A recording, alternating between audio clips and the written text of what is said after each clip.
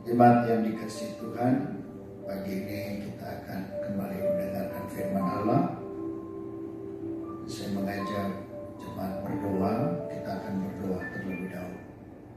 Tuhan Yesus, kami berterima kasih kepada Tuhan, diizinkan oleh Tuhan untuk mendengarkan kebenaran firman Tuhan. Tuhan memberkati pemberitaan ini, dan Tuhan pakai hamba-Mu untuk dapat menjelaskan kebenaran firman Allah. Di dalam nama Yesus, haleluya, amin. Saudara yang dikasihi dalam Tuhan, saya ingin berbicara tentang perlindungan Allah terhadap orang percaya. Perlindungan Allah terhadap orang percaya. Saya akan bacakan dalam Mazmur pasal 91.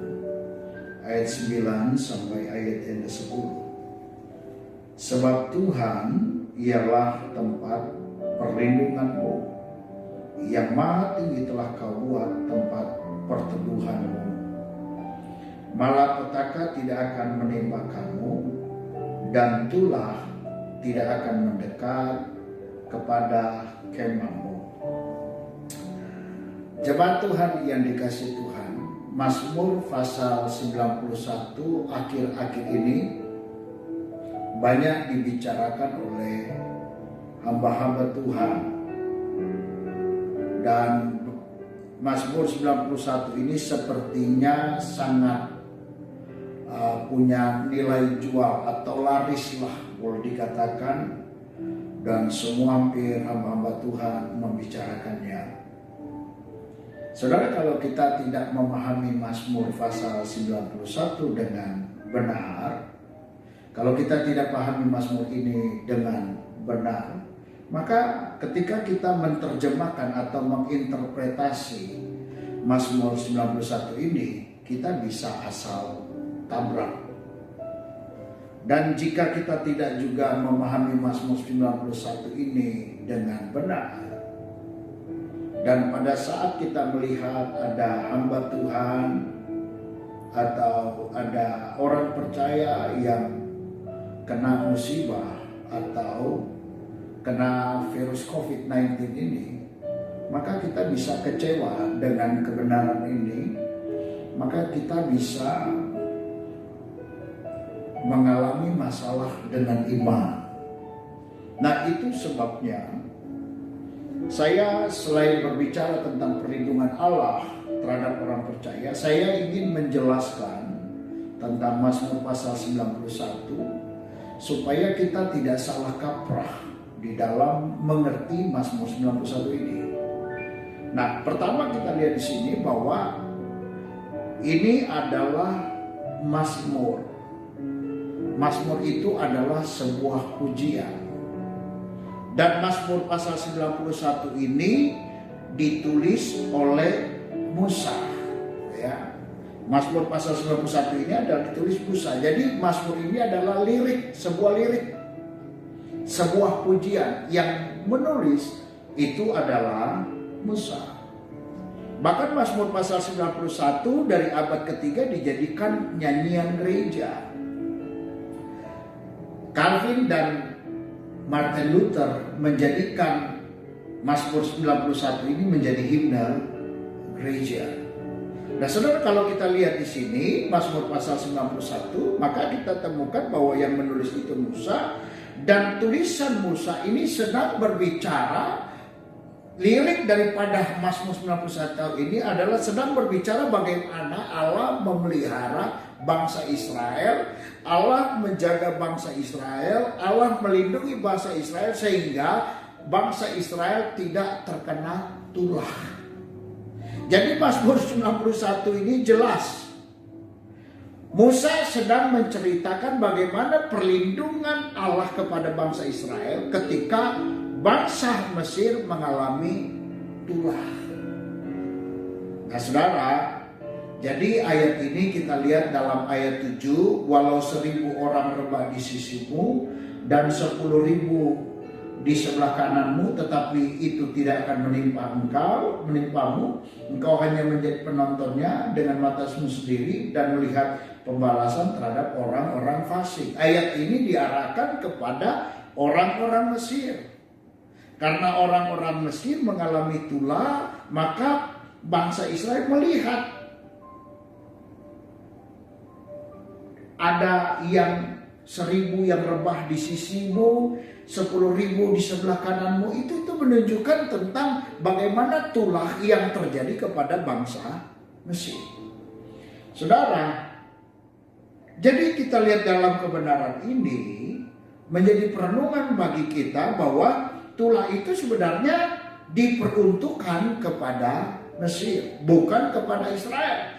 Jadi otomatis bangsa Israel terlindungi, terprotektif, karena memang tulah itu tidak diperuntukkan kepada Israel.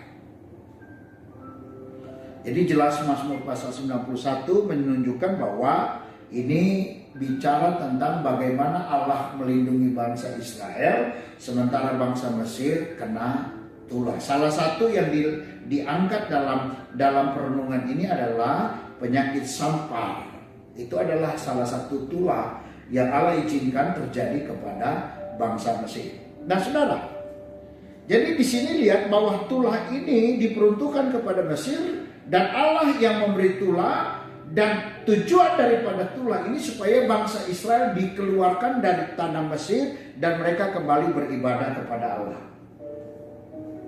Jadi berbeda ceritanya Nats ini dengan wabah yang ada saat ini. Sangat berbeda. Ada dua hal penting yang perlu kita pelajari mengenai hal ini. Yang pertama kita lihat ada dua hal bagaimana Allah melindungi bangsa orang percaya.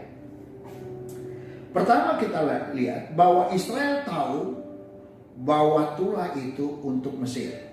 Pertama kita harus tahu bahwa Israel tahu bahwa tulah itu untuk Mesir.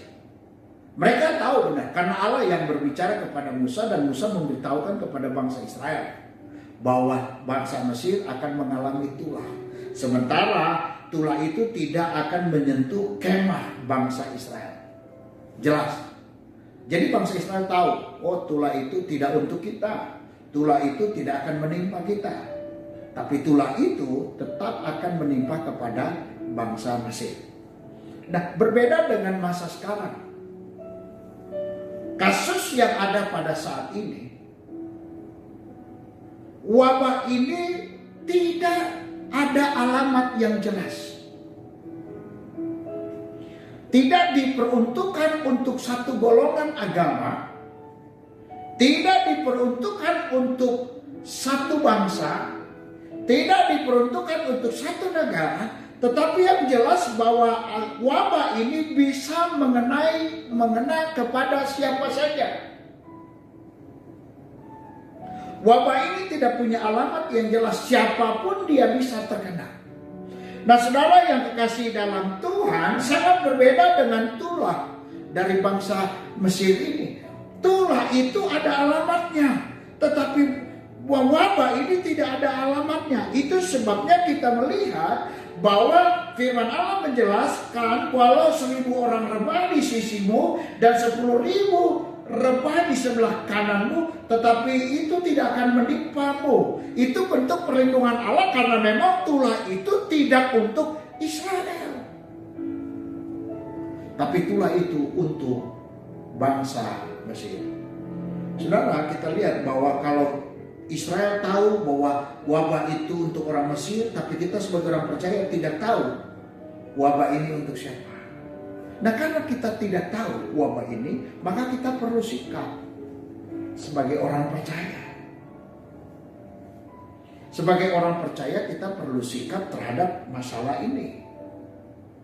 Yang pertama, sikap kita adalah tetap mempercayai Tuhan sebagai tempat perlindungan yang sejati. Ayat 10-9 bilang, sebab Tuhan ialah tempat perlindunganmu. Jangan karena ini alamatnya tidak jelas dan berarti kita tahu bahwa ini bisa terjadi kepada siapa saja, maka kita mencoba tidak menempatkan Tuhan sebagai tempat perlindungan yang sejati. Ini menjadi sesuatu yang salah. Tempat perlindungan Tuhan yang sejati, tempat perlindungan kita yang sejati adalah Tuhan. Saudara, itu sikap kita terhadap wabah yang tidak punya alamat ini. Yang kedua, kita lihat terhadap wabah yang tidak punya alamat ini, kita harus belajar bahwa pandemi ini, wabah ini diizinkan Tuhan terjadi. Itu harus kita pahami. Diizinkan Tuhan terjadi. Nah, karena ini diizinkan Tuhan terjadi, kalau yang pada 10 tulah itu dikehendaki Tuhan untuk Mesir, tetapi kalau yang wabah ini diizinkan Tuhan terjadi dan tidak punya alamat yang jelas, artinya siapa saja, agama apa saja, golongan apa saja, rohani atau tidak berrohani, berdosa atau tidak berdosa, bisa kena dengan wabah ini. Jangan sampai kita saling mempersalahkan.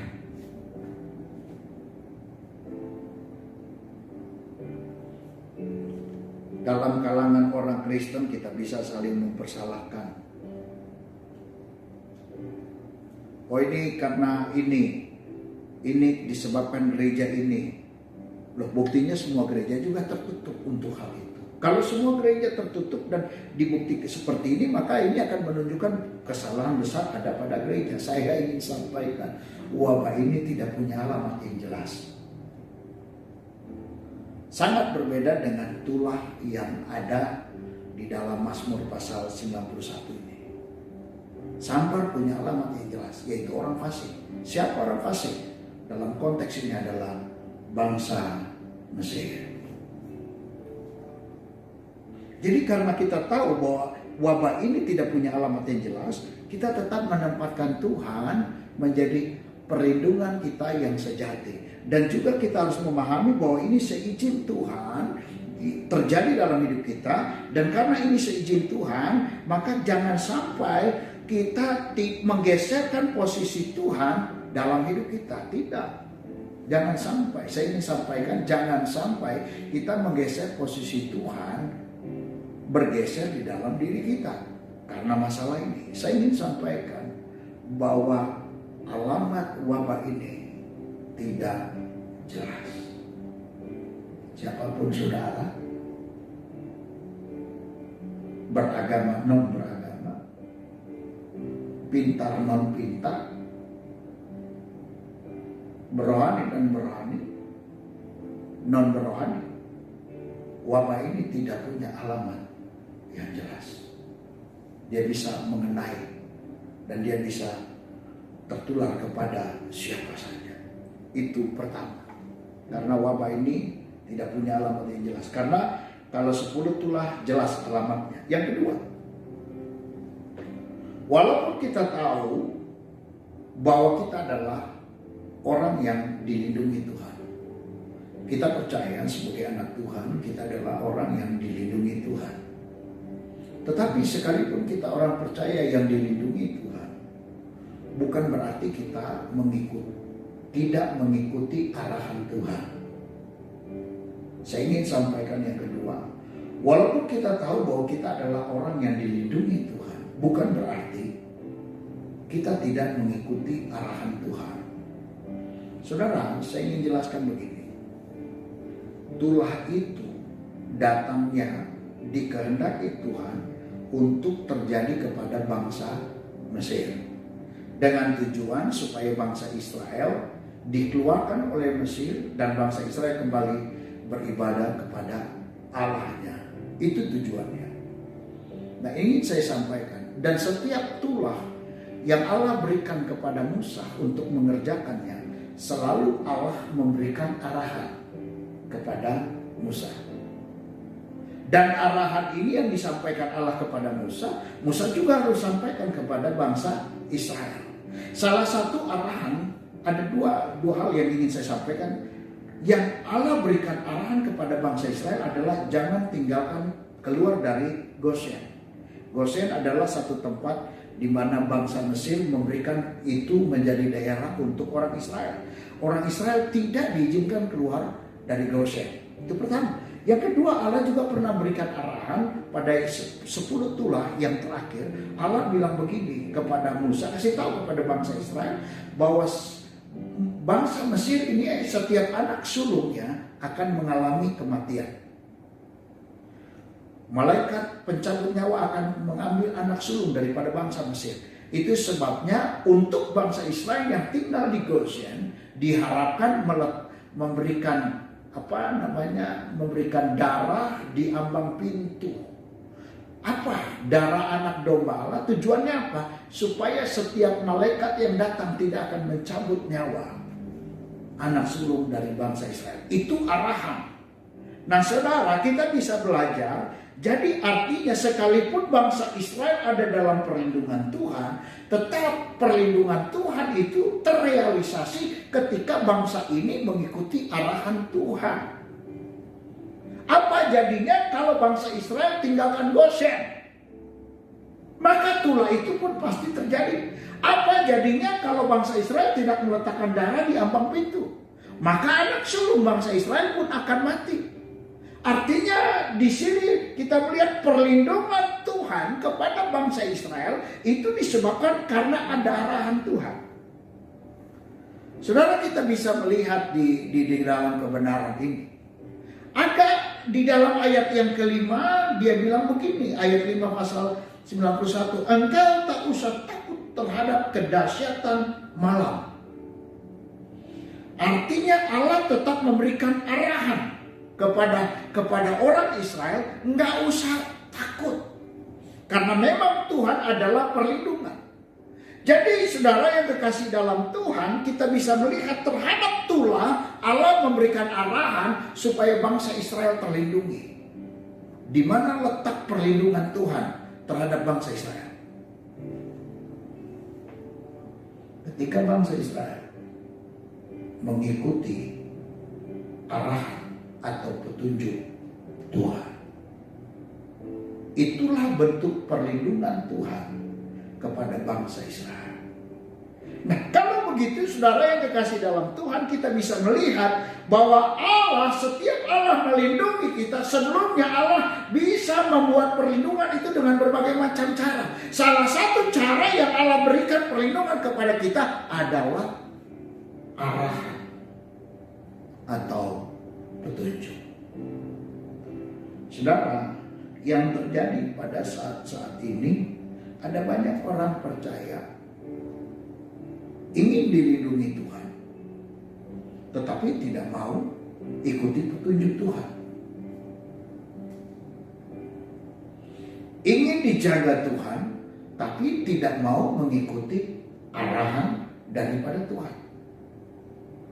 Ingin diprotek oleh Tuhan, tetapi tidak mau mengikuti petunjuk Tuhan. Sangat sederhana kita bisa melihat bagaimana Tuhan melindungi orang percaya pada saat ini. Tuhan bisa pakai siapa saja untuk memberi petunjuk kepada kita bagaimana kita terlindungi. Nah, saya kira saya tidak perlu jelaskan langkah-langkah perlindungan kita terhindar dari keadaan ini. Sudah banyak petunjuk. Nah, jadi arahan Tuhan, petunjuk Tuhan itu merupakan perlindungan.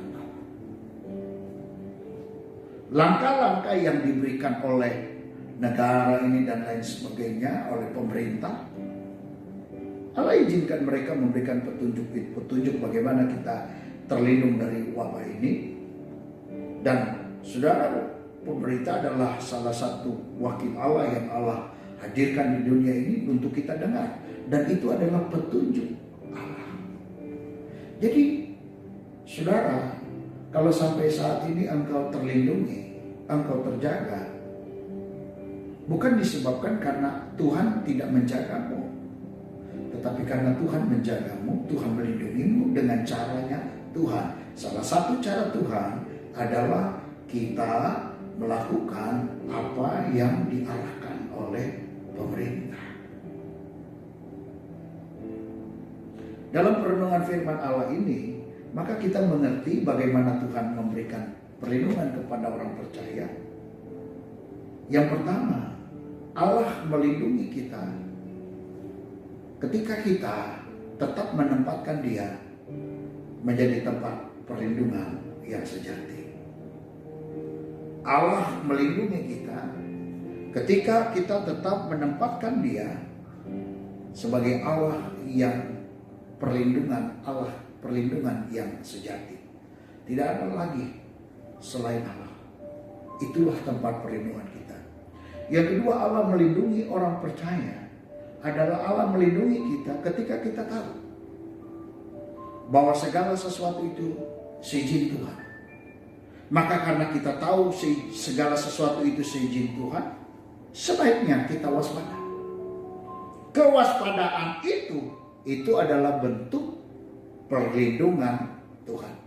Kewaspadaan itu bukan berarti kita tidak beriman. Kewaspadaan bukan berarti kita tidak percaya Tuhan. Kewaspadaan itu adalah bentuk daripada perlindungan Tuhan. Yang ketiga, Allah melindungi kita. Allah punya cara untuk melindungi kita. Terhadap bangsa Israel, Allah bilang jangan keluar dari Goshen. Terhadap bangsa Israel, Allah bilang taruh darah di ambang pintu supaya tidak anak sulung tidak terkena malaikat maut. Nah, terhadap kita Allah punya cara untuk melindungi kita. Apa cara Allah? Saudara, kalau kita pelajari kitab Roma pasal 13, salah satu yang kita mengerti bahwa pemerintah itu adalah wakil Allah di dunia ini.